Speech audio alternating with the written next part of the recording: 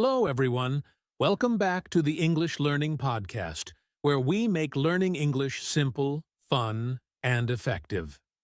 I'm your host, Jason, and today we're talking about a challenge that many of you might be facing: how to practice English without a partner. Whether you're just starting out or trying to improve your fluency, this episode is for you. That's right, Jason. Hi, everyone. I'm Julia, your co-host. You know, one of the biggest struggles English learners talk about is finding someone to practice with. It can feel lonely or even frustrating, but don't worry. We're here to show you that you don't actually need a partner to improve your English. Exactly. In fact, practicing alone has its own set of benefits. We're going to share practical tips, tools, and techniques to help you build confidence, improve your skills, and have fun while learning. So, stick around till the end. You don't want to miss this. Before we dive in, don't forget to hit the subscribe button if you're new here, and make sure to check out our playlist for more episodes like this. All right, Jason, are you ready to get started? Absolutely, Julia. Let's talk about why practicing English alone is not only possible, but also super effective. Let's get started. All right, let's talk about why practicing English alone is so important. A lot of people think that, without a partner, it's impossible to make progress, but that's just not true. In fact, practicing alone can give you more control over your learning. For example, you can focus on the areas where you need the most improvement, whether that's pronunciation, vocabulary, or grammar. Exactly, Jason. And you know, practicing alone also means you don't have to worry about making mistakes in front of others. You can take your time, repeat things as many times as you need, and learn at your own pace. That's a huge advantage, especially for beginners who might feel shy or nervous when speaking English. Absolutely.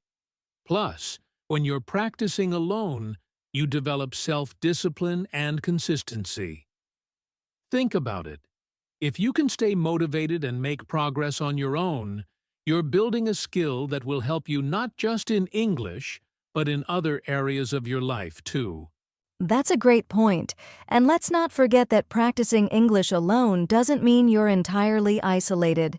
There are so many resources available today, like apps, online videos, and podcasts, like this one. These tools act as your virtual practice partners, so you're never truly alone in your learning journey. Exactly, Julia. And here's another thing. When you practice alone, you can create a routine that fits your lifestyle. Whether it's 10 minutes in the morning or an hour in the evening, you're in charge of your schedule. It's all about making English a natural part of your daily life. Right.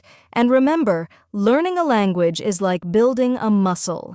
Even small, consistent efforts add up over time, so practicing alone isn't just important, it's actually a key part of becoming fluent. Well said, Julia. So, for everyone listening, don't feel discouraged if you don't have a partner to practice with. You have everything you need to succeed right at your fingertips. In the next section, we're going to bust some common myths about practicing English alone, so stay tuned. Now, let's address some of the common myths about practicing English alone. There are so many misconceptions out there that stop people from making progress. One of the biggest myths is, you can't improve your speaking skills without a partner. Julia, have you heard this one before? All the time, Jason. But here's the truth. While speaking with a partner can be helpful, it's not the only way to improve your speaking skills. There are so many techniques, like shadowing, where you listen to a native speaker and repeat what they say. It's almost like having a conversation, but you're practicing solo. That's such a good point, Julia. Another myth I hear a lot is, practicing alone isn't effective because there's no one to correct your mistakes. What do you think about that one? I get why people might feel that way, but it's not entirely true. While it's nice to have someone correct you, there are tools that can help. For example, apps like Grammarly or even voice recognition features on your phone can help you catch mistakes. And let's not forget, self-correction is a skill you can develop. The more you listen to yourself and compare it to native speakers, the better you'll get. Exactly, Julia. And here's another myth that holds people back. Learning alone is boring or lonely. Now, I'll admit, practicing by yourself can feel a little monotonous sometimes, but there are ways to make it fun. What do you think, Julia? Oh, definitely. You can turn your learning into a game. Use apps with gamified features, watch movies or TV shows in English, or even sing along to your favorite English songs. The key is to mix things up and find what excites you. Learning doesn't have to be boring at all. Absolutely. And here's one final myth. You need to spend hours every day to see results. This one really discourages people, but it's so far from the truth. Even short, focused sessions of 10 to 15 minutes a day can make a big difference. It's all about consistency, not the length of time. That's such an important point, Jason. It's better to practice a little every day than to overwhelm yourself with long sessions once a week. Remember, listeners, don't let these myths hold you back. Practicing alone is not only possible, but also incredibly effective when done the right way. Exactly. And now that we've cleared up these misconceptions, it's time to get into the good stuff. Practical tips for practicing English alone. Let's dive into that next. All right, now it's time for the practical part of today's podcast. Let's dive into some effective tips that you can start using today to practice English alone. Julia, what's the first tip you'd recommend? My first tip is to talk to yourself in English. This might sound a little funny, but it's incredibly helpful. You can narrate your day, describe what you're doing, or even have imaginary conversations. It's a great way to practice forming sentences and thinking in English. That's a fantastic tip, Julia. Talking to yourself helps you get comfortable using the language, even if no one else is around. Another great tip is shadowing. This involves listening to a native speaker, maybe in a podcast or a movie, and repeating exactly what they say, trying to match their pronunciation, rhythm, and tone. Yes, shadowing is such a powerful technique, and it's not just for pronunciation. It helps you get used to natural sentence structures and expressions. My next tip is to use recording. Record yourself speaking English, whether it's reading a paragraph or talking about your day. Then listen to the recording and identify areas you can improve. It's like being your own teacher. I love that one, Julia. And here's another tip. Read aloud. Grab an article, a book, or even a recipe, and read it out loud. This helps you work on your pronunciation, pacing, and intonation. Plus, it builds your confidence in speaking English. Absolutely. And don't forget about using technology. There are so many apps and tools out there. For example, you can use language learning apps like Duolingo or Babbel, or voice recognition features like those in Google Translate to check your pronunciation. That's a great suggestion. And speaking of technology, another tip is to immerse yourself in English media. Watch English movies, listen to podcasts, or read blogs and articles in English. The key is to surround yourself with the language so it becomes a natural part of your daily routine. Yes, immersion is so important. And here's a fun one. Use music. Sing along to your favorite English songs. It's a great way to practice pronunciation and rhythm, and it doesn't even feel like studying. Great point, Julia. And for learners who like structure, creating a practice schedule can help. Set aside specific times each day to focus on different skills: speaking, listening, reading, or writing. Consistency is key. Exactly. And don't forget to set goals. For example, aim to learn 5 new words a day or record yourself speaking for 3 minutes every morning. Having clear, achievable goals keeps you motivated and on track. Those are all fantastic tips, Julia. So, for our listeners, remember that practicing English alone doesn't have to be overwhelming or boring. With these tips, you can make steady progress and enjoy the journey. In our next section, we'll wrap up with some final thoughts and encouragement. Stay with us. Now, let's talk about how you can incorporate listening and speaking exercises into your practice routine. These two skills are the foundation of good communication, and the best part is, you don't need a partner to work on them. Julia, why don't you start us off with a listening exercise? Sure, Jason. One of my favorite exercises is active listening. This means listening to something in English, like a podcast, audiobook, or a YouTube video, and really focusing on the details. For example, try to catch key words, phrases, or even the speaker's tone. After listening, challenge yourself by summarizing what you heard in your own words. It's a great way to test your comprehension. That's such a good exercise. And to add to that, you can use dictation exercises. Listen to a short audio clip and try writing down what you hear. Then, compare your notes with the original script or subtitles to see how accurate you were. This helps with both listening and spelling. Exactly. And for speaking, a great exercise is role-playing. Pick a situation, like ordering food at a restaurant or introducing yourself at a meeting. Then practice speaking as if you're in that situation.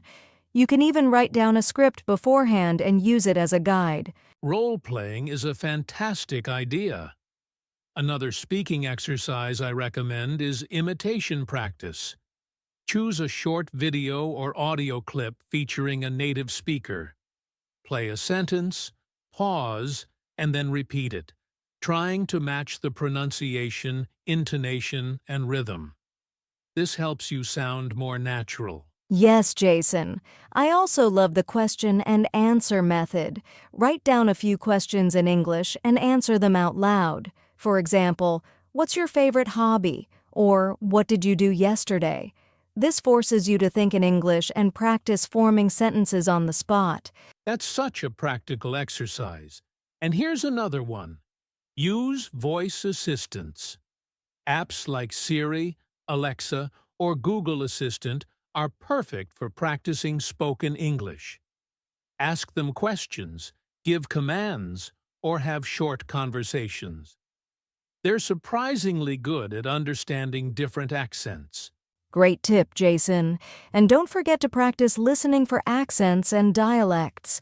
Try listening to English speakers from different regions, like British, American, or Australian English. This will train your ear to understand various accents, which is incredibly useful in real-life conversations. Absolutely, Julia. And for those who enjoy challenges, try combining listening and speaking exercises. For instance, after listening to a podcast, pause and try explaining the main points aloud as if you're teaching someone else. It's a great way to practice both skills simultaneously. That's a great idea.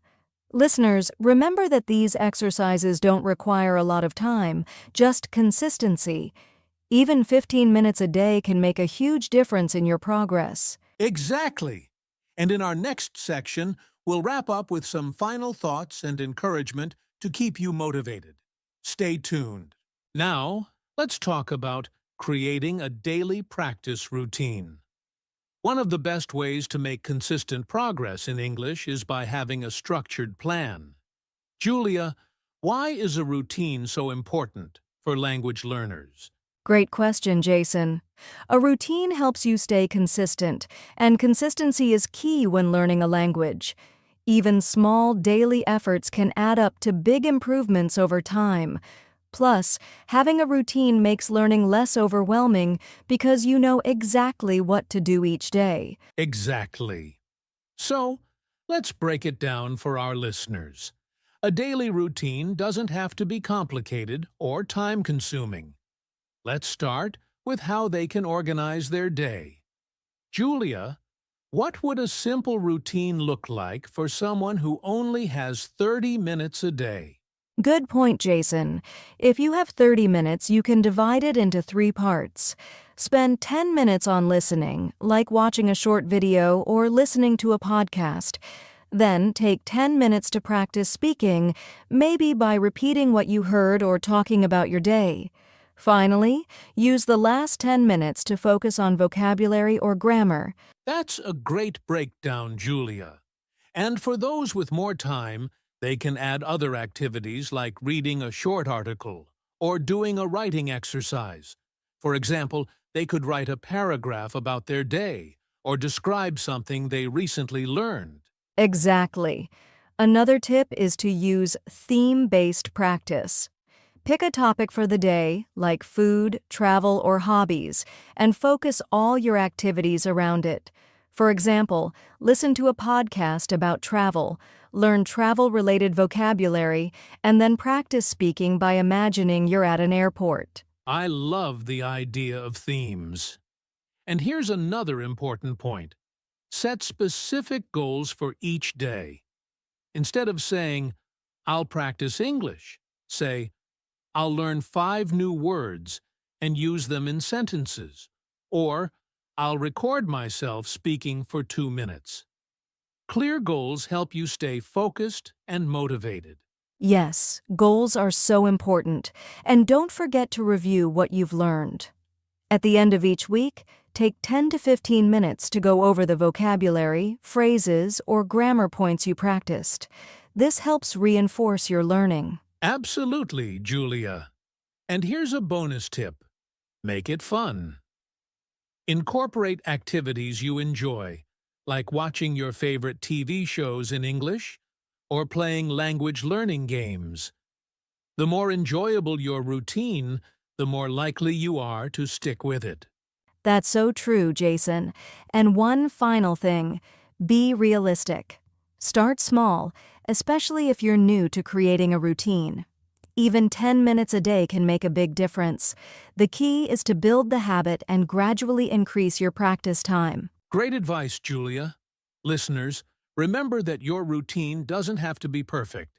The most important thing is to show up every day and keep practicing. In the next section, we'll share some final thoughts and encouragement to keep you going strong. Stay tuned. All right, as we wrap up, let's talk about something every language learner struggles with at some point: staying motivated and consistent. Julia, why do you think staying motivated is so challenging for many people? That's a great question, Jason.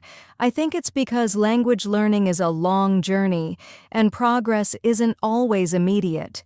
It's easy to feel discouraged when you don't see results right away, but the key is to remember that small daily efforts lead to big changes over time. Absolutely. And staying consistent doesn't mean you'll never miss a day. It's about building a habit and not giving up even if you hit a rough patch. Julia, what are some ways our listeners can keep their motivation high? One of the best ways is to set clear, achievable goals. For example, instead of saying, "I want to speak English fluently," set smaller goals like, "I want to learn 10 new words this week," or "I'll practice speaking for 15 minutes every day." Achieving these smaller goals gives you a sense of progress. One of the best ways is to set clear, achievable goals. For example, instead of saying, "I want to speak English fluently," set smaller goals like, "I want to learn 10 new words this week," or "I'll practice speaking for 15 minutes every day." Achieving these smaller goals gives you a sense of progress. Great point. I'd add that celebrating your achievements, no matter how small, is also important. Did you finally understand a whole conversation in a movie? Celebrate it. Did you speak a few sentences in English without pausing? That's worth celebrating too. Yes. And another tip is to remind yourself why you're learning English in the first place. Maybe it's for a better job, to travel, or to connect with new people. Keep that reason in mind whenever you feel like giving up. Exactly. I also recommend mixing things up to keep learning fun. Try new activities, explore different resources, or switch up your routine. For example, if you've been practicing vocabulary, take a break and watch a funny English video or listen to a song instead. That's a great idea, Jason. And here's another tip. Find a way to track your progress. Use a journal or an app to record what you learn each day. Over time, you'll be amazed at how far you've come, and that can be a huge motivation boost. Definitely, Julia. And let's not forget the power of a positive mindset. It's okay to make mistakes. They're part of the learning process. Instead of saying, I'm bad at this, say, I'm getting better every day. A positive attitude can make a huge difference. Absolutely, Jason. And finally, surround yourself with English. Even if you're practicing alone, you can immerse yourself by reading, listening, and thinking in English as much as possible. The more exposure you have, the more natural it will feel. Great advice, Julia. To all our listeners, remember, motivation comes and goes, but consistency is what brings results. Keep showing up and don't be afraid to try new things. You've got this. Exactly. And we're here to support you every step of the way. Thanks for listening, everyone, and we hope you found today's tips helpful. See you in the next episode. Until then, happy learning and stay consistent. Bye for now.